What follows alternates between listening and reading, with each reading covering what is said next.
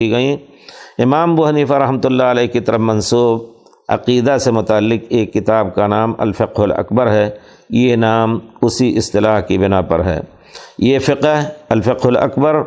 اللہ کی ذات، اس کے اسماء و صفات اور غیب کی تمام باتوں پر جن کی خبر اللہ اور رسول نے دی ہے، ملائکہ و رسول اور اللہ کی طرف سے نازل کردہ کتابوں، روز قیامت، احوال قبور و موتیٰ، بعث و نشور وغیرہ تمام امور پر ایمان لانے سے متعلق ہے۔ اس لیے ہر مسلمان پر فرض ہے کہ ان مذکورہ تمام امور پر اللہ و رسول صلی اللہ علیہ وسلم کی توضیح اور صحابہ کرام کے فہم کے مطابق ایمان لائے،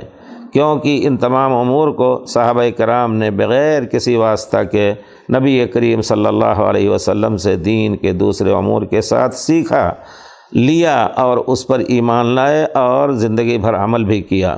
اللہ رب العزت کے اسماء و صفات کی تعطیل